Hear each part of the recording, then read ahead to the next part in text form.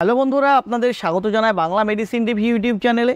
তো আজকের মেডিসিন রিভিউয়ে এমন একটি মেডিসিন সম্পর্কে, এমন একটি ক্রিম সম্পর্কে আলোচনা করব যেটা আমরা সেলফ মেডিকেশন করে থাকি, অর্থাৎ নিজেরা এটিকে কোনো কাউন্টার থেকে নিয়ে ব্যবহার করে থাকি।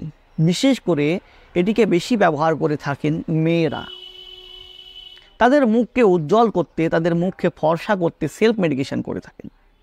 তো আদেও কি এই ক্রিমটি মুখ ফর্সা করার জন্য, মুখের ত্বককে উজ্জ্বল করার জন্য? আজকে জানবো তার সঠিক ব্যবহার সম্পর্কে, কিভাবে ক্রিমটিকে ব্যবহার করবেন, কী কী সাইড ইফেক্ট আসতে পারে এই ক্রিমটি থেকে, সমস্ত বিষয়ে বিস্তারিত আলোচনা করব। তো তার আগেই আপনি যদি আমার চ্যানেলে নতুন হয়ে থাকেন, প্লিজ চ্যানেলটিকে সাবস্ক্রাইব করে সম্পূর্ণ ভিডিওটি দেখতে থাকুন।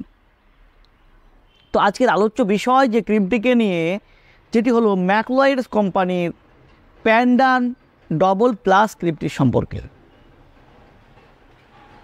যেটিতে আলাদা আলাদা 3টে উপকরণের সংমিশ্রণে তৈরি, যেগুলি হলো ক্লোবেটাসল প্রোপায়োনেট, নিওমাইসিন সালফেট ও মাইক্রোনাজল নাইট্রেট। তো ডাক্তাররা কখন সাজেস্ট করে থাকেন এই ক্রিমটিকে নেওয়ার জন্য? তো এটিকে অ্যাকচুয়ালি সাজেস্ট করে থাকেন যদি কেউ ডিফারেন্ট টাইপ অফ স্কিন ডিজিজে ভোগে। বিভিন্ন ধরনের স্কিন ডিজিজের ক্ষেত্রে এই ক্রিমটিকে সাজেস্ট করে থাকেন ডাক্তারবাবুরা, যেমন eczema, ringworm, chronic dermatitis, atopic dermatitis, contact dermatitis, urticaria. এছাড়াও বিভিন্ন রকম অ্যালার্জিক রিয়াকশানের ক্ষেত্রেও এটিকে ব্যবহার করে থাকেন। তো চলুন জানবো এর মধ্যে থাকা উপকরণগুলো কিভাবে কাজ করে। এতে থাকা প্রথমে যে উপকরণটি আছে ক্লোবেটাসল প্রোপায়োনেট, যেটি একটি স্টেরয়েড। এটি কি করে? এটি আমাদের যে প্রোস্টাগ্ল্যান্ডিন কেমিক্যাল মেসেঞ্জার, সেই প্রোস্টাগ্ল্যান্ডিন কেমিক্যাল মেসেঞ্জারকে ব্লক করে দেয়, যার ফলে আমাদের শরীরে ইচিং, রেডনেস, সোয়েলিং, বার্নিং সেন্সেশন এসবগুলোকে কমাতে সাহায্য করে। এছাড়া এতে থাকা যে নিওমাইসিন সালফেট, যেটা একটি অ্যান্টিবায়োটিক, অর্থাৎ এটি কী করে?